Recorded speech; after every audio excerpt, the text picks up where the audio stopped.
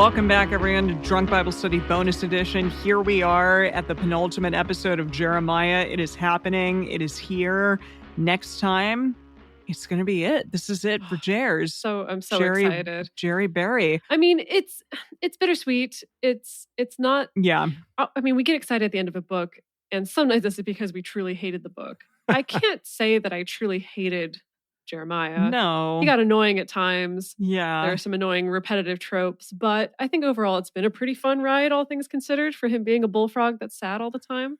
Yeah. So I did see in our chat today that somebody said that Lamentations is also part of like the Jeremiah, I guess, world. So yeah, the allegedly Jeremiah Extended Universe. Yeah. Allegedly he wrote Lamentations. Yes. Okay. So we may be seeing our favorite bullfrog again, but at least for like, it's just nice to end a chapter. It's nice to finish off a chapter because we're moving forward in time. We're moving forward with this big old book, the big damn book. And probably we're going to stick with the Jewish order of books like we have been recently. Okay. And so that would mean our next book would be Ezekiel. Okay. And that Lamentations won't come till later. It's kind of what we're on right now. We'll see if that's what we end up doing, but I'm pretty sure we'll do that because there's two more prophet books, basically in sort of the major prophets, right? Ezekiel and whom else? Who else? Yeah, so the Jewish order of books in the Bible, the books of the Tanakh, which is the Jewish Bible, is divided into three sections. There's the Torah, which we've talked about before, is those first 5 books, right? That's like the history of exile and escaping from Egypt and then kind of getting set up in the new place. And then there's the Nevi'im, which is the prophets. Okay. And that's what we're in currently. And the prophets includes Joshua, Judges, Samuel, and Kings. Those are the former prophets, is what they're called. Okay. And then the latter prophets is Isaiah, then Jeremiah, then Ezekiel, which we'll probably do next, and then the 12, which is 12 different books of the minor prophets. Whoa. Oh, right. Okay. And those are are they usually shorter? Am I correct in that? I hope so. Wait, the 12. So, oh my goodness. So is it like literally 12 like little chapters? No, not that short. Oh, okay. Not that short. And what? Yeah, not chapters, like they're whole books. But Okay. Yes, there's 12 of them. There are a bunch. Let's see. Here's the list real quick. The 12 minor prophets are Hosea, Joel, Amos, Obadiah, Jonah, Micah, Nahum, Habakkuk, Zephaniah, Haggai, Zechariah, and Malachi. So when are we going to get to Esther? That's a story that I've been hankering for a while now. Yeah. So then after that second section, which is the Nevi'im, which is the prophets, then there's the Ketuvim, which is the writings. Okay. And that's what includes Psalms, which we've already been working our way through. Oh. Includes Proverbs and includes Job is the first part of that. Which we've already done. Which is the section called Truth. Okay. Is Psalms, Proverbs, and Job.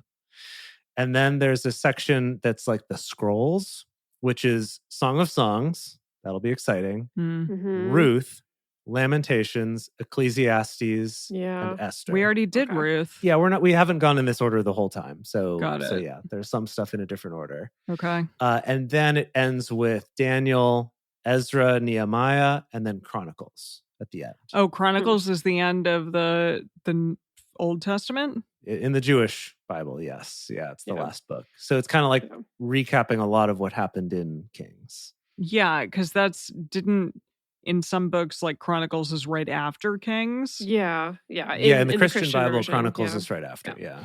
Okay. Yeah. Which is boring. So who knows if we will stick with this order, especially since we've already read some stuff out of order, but that's kind of how they're ordered in the Jewish Bible. So, it'll be interesting to kind of pick and choose and kind of try to find the best order for our show.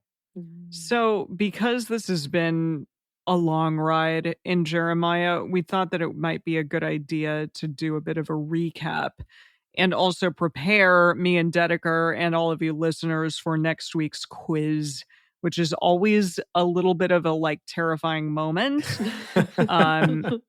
And this has been a particularly dense chapter, so Jace is going to help us out a little bit and do a bit of a recap. Yeah, so I've pulled up like a couple different summaries of the book of Jeremiah. So I'm thinking of this as like a little study session. Okay. Right? We're like nearing midterms. It's the cram session where we realized we didn't take any notes at all that entire term. And in fact, we were drinking. So yeah, we were yeah, it's actually quite similar to the college experience, I suppose. Right. Yeah. Exactly. Yes. Okay. So let's go through this first one that's kind of more of a vague overview, and then we'll look at some more specifics on things to kind of try to refresh us on some names and places and things like that. Okay. All right. So there's kind of like 3 or maybe 4 sections of Jeremiah. The first of them is the accusations and warnings for Israel. And then the second part is judgment and hope for Israel. So this is like saying all this bad stuff's going to happen. And maybe it does happen, actually, I think, because Jeremiah did live through some of that. Mm-hmm. Right. So I think that was like the people being captured and taken to Babylon. Yeah. And then there was this brief interlude, Sure. which this particular summary refers to as the making of Jeremiah. What? And that was all that stuff about him like dictating stuff to Baruch, when we kind of got more of those like personal stories of what was going on during the writing of it, and like and the being book thrown into getting burned up prisons, different dungeons, and yes, and the scroll being burnt up. You're right. Okay. Yeah. And then the last part is judgment for all the other nations and hope for some of them.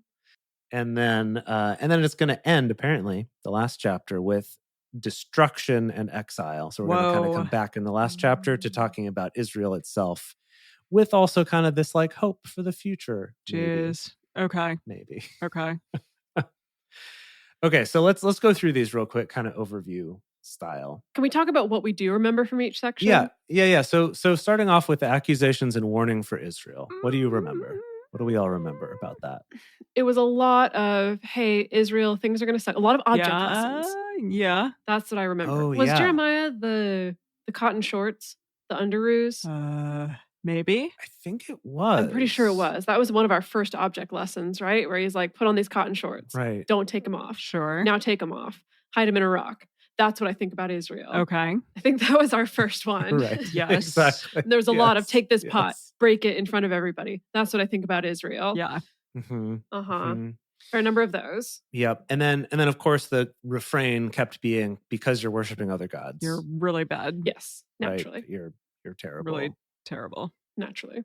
Yeah. And kind of saying that, it seemed like at the beginning it was more about Baal being like the one he was upset about. And then kind of in those later chapters we were just reading, it was more other gods like Molech and other guys. But at first it seemed like Baal is kind of the main bad guy in this particular section. Mm-hmm. Right. Okay.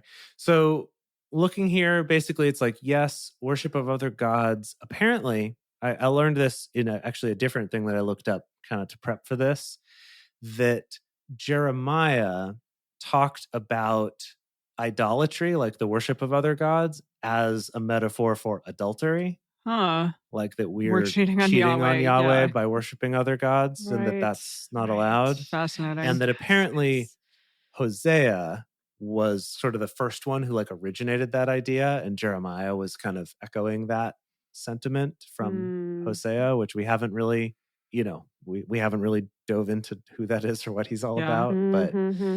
But yeah, so I could see that being on a quiz maybe. Okay. Next section is the judgment and hope for Israel section. So he's saying, right, that Israel, you're going to get in a lot of trouble, but if you don't do these things, then everything's going to be fine. Like, just don't do it. This was him like screaming at the top of his lungs a lot. Well, so at least what I remember, Dedeker, I'd like to hear what you remember, but it was that previous prophets did more of that, like, you can save yourselves by changing your ways. And Jeremiah was a little bit more like, you should change your ways, but the damage is done. Like, Yahweh's already got it in for you now. Yeah, there was definitely a big switch in the messaging. I remember from, hey, you should stop this, you should stop this, you should stop this, to it's too late. This is going to happen to you. It's going to be bad. So get ready for it to be bad. Yeah. Well, then why do they call it the hope? This is more because like that whole thing of like But don't worry, like 70 years from now, like then you'll be freed again. I say that, yes. Like, yes. It's not going to be forever, but for you, it'll be forever. You will die there, but okay. Your children might live on. Uh-huh. Yeah. So let's see. What do we have here in this part? Right. That Jeremiah keeps getting rejected by the leaders. They're like, nah, man, we don't want to hear it. Mm-hmm. Oh, that Yahweh did talk about in the future, he's going to make it so people like his word is written on their hearts was one of the verses, kind of talking about like they won't need to read it because it'll be in their hearts. They'll just like feel it. It'll be real. And they'll get to return to the land. But actually, though, Jerusalem's going to get destroyed and you're all going to get displaced and imprisoned for a while. Awkward. Yeah. But this is also when we start, I guess the hopeful part of it being that this is when we start roping in this messaging around, but I'm going to fix it in the end. Yeah. Right. I'm going to bring you back. I'm going to send you there, but then I'm going to bring you back. Aren't I great? But like not you, like maybe your kids. Yes, probably 3 generations from now. So just hang tight. You're going to be dead. Right. Yeah. I mean, it's your own fault though. Yeah. So there's that. For sure. And then we had Jeremiah being in jail and he bought real estate. Yes. Yeah. While he was in jail. I remember that. That's not in this summary, but that one really stuck in my head. Someone's got to follow up and see what was his return on investment on that purchase. I don't know if he ever actually got to see any of that though. Yeah, that's a good question. I don't know. Yeah. Okay. And then, I mean, in Making of Jeremiah, right, him getting thrown in pits, there was what was the name of the guy that came and rescued him out of the pit that he was going to die in? Oh, yeah. Jeez. The guy from the Ethiopian eunuch? It was Abedmelech? Was it Abedmelech? Abedmelech, yes. Okay. I bet you that one's going to come up. Yeah. That's a good one to remember. Yeah. And then we have the judgment for the other nations, which we've been going through. And I think maybe here just it's worth recapping who those nations are. So okay. Jerusalem, right? Like that's kind of our main character here. Then we had Hazor and Damascus, which are up on the north side. Okay. And then we had Philistia and Egypt, which is down south. And then today we had Ammon, Moab, and Edom were the ones we talked about. Okay. And then also Babylon was the last one that we talked about. But Babylon, like all the others seemed like they were going to get conquered by Babylon, but then Babylon's thing was like, you're going to get conquered by Israel. I see. If I understood correctly, which is, Yeah. I'd give myself 70% odds. So see, okay, so that's our like rough summary. I'm curious if there's any parts that we should review, like anything that comes to mind of like names we should look at. Things like Jeremiah was the son of Hilkiah could come up. Okay, yeah, that seems like something that would get us on for sure. Thank you. He was from a Benjamite village, so like maybe that's relevant. Okay. I don't know if he was a Benjamite, but I would assume that's what that means. Okay. He's the weeping prophet. Yes, weeping prophet, sad. Yes. Weren't there a couple parades that happened in this book? Oh, parades? There are a couple promised parades of like princes are going to parade in your city. Am I the only one who remembers this? I do remember that there were some princes parading. Maybe that was just like all the people who are going to conquer you. No, I thought it was earlier. I don't remember. There were like no women book. Except for the women. Yeah, except for the women in labor. Exactly. Correct. Right. That's it. That's just it. Yeah. Let's see here. Okay, here's some maybe important things. Okay. Right. So Jeremiah was called to prophecy about 5 years before King Josiah came into power and turned the nation toward more pagan worship of polytheism and stuff like that. Okay. So King Josiah, that's going to be for sure. He's like kind of the main king that he kept talking to, trying to prophesy these things. Okay. And that Manasseh was Josiah's grandfather. And Manasseh was the one who started this parade of sin that Josiah is just continuing on. So I would bet that those names would come up. Probably. It's good to know. Okay. Wow. I mean, remember Yahweh spoke to Jeremiah in the womb. That's probably good to remember. Yes. Okay, that started way back. Way back. Yes, correct. Right, when Yahweh was like, "What's that?" And he's like, "A stick." And he's like, "Good job. You're a prophet now." Wow. I do really wonder if God is going to do that to any other boys, or if it's like, well, you know right what? in the womb? Yeah, like, I don't know. I mean, it was Jeremiah an A+ prophet for him, or does God intend all of his prophets to lead really difficult lives? I imagine that being a prophet isn't a cushy life by default necessarily. But the book of Joshua is considered one of the prophets. Isn't Joshua amongst the prophets? And he lived a pretty sweet life of military victory. So that's true. He really did have like a nice time. That's a good point. Yeah. And like Samuel was pretty decent, I think. Yeah. I mean, he died by falling out of a chair. Yeah. Well, but he was old and, you know, it kind of makes sense. That's true. He also died like fairly early in his own books. That's true. Correctly. Yeah. We didn't have to deal with them after a while. Yeah. Let's see here. Some other things. I'm just kind of looking up for some names in this summary here, just because it's worth refreshing ourselves on that. Let's see. Anathoth was the name of the like sanctuary where the priests were that Jeremiah kept telling them, like, you're doing it all wrong. You've got to do better. And then Pashur, who was a priest at the official temple, was the one who had Jeremiah beaten and put in stocks. Okay. Pashur. Great. Yeah. Great. Yeah. So that might be a good one. There was his whole fight with the false prophets. Yes. Remind me about that one. Well, basically that he like denounced all the other prophets who were saying like, it's going to be peaceful. Don't worry. It'll work out fine. And he was like, anyone who says it's going to be fine is a liar. It's going to be so bad. Wow. That was kind of a recurring theme for a while. Yeah. And then we move on to King Zedekiah.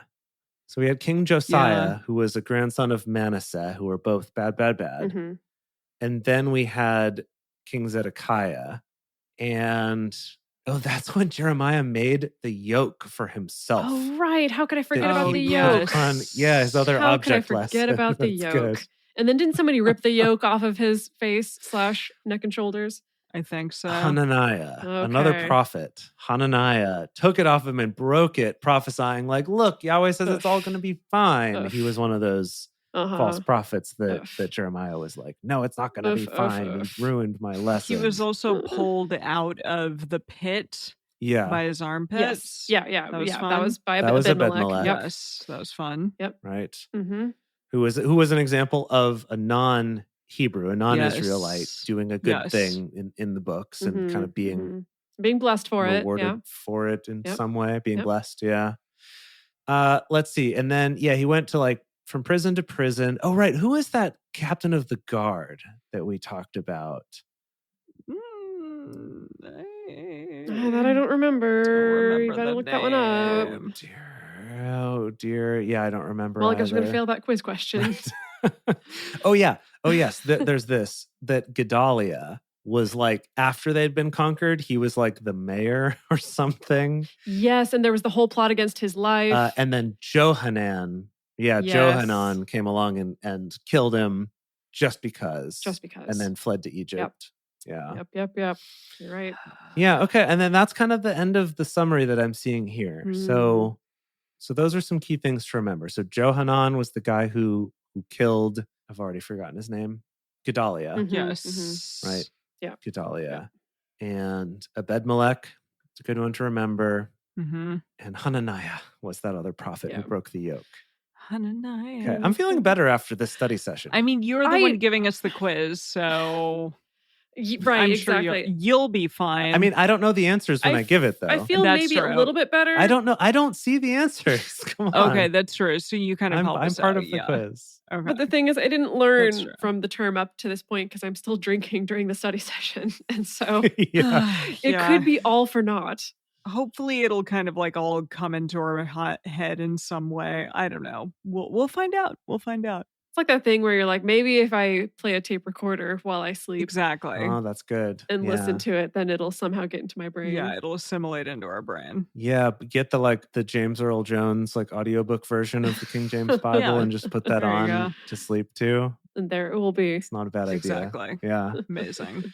Yeah. I mean, so also though, like there's that phenomenon of state-dependent learning. Yes. Where if you're in a certain state while you learn something, if you're in that same state, you have an easier time recalling it. That's so as long as we're drinking during the test, it's true. No problem. We'll be fine. Yeah. Brilliant. I have faith in us. Science. Easy. I do. We'll be good. All righty. Awesome. Wow. Well, thank you, Jace. That was very informative. And I think that we'll do fine. Well, you know what? We always tend to get at least a B on these quizzes. Maybe a B minus, but it's around That's a B. true. Sometimes, we have a pretty good track record. We're at least a B student. Yeah, exactly. Sometimes we elect to curve the grades, but we end up with a B somehow. But yeah, the B usually happens. So that's what we're hoping for next time. We are looking forward to going through this quiz and having you all be a part of it. And we'll see you for the final episode of Jeremiah. Yeah.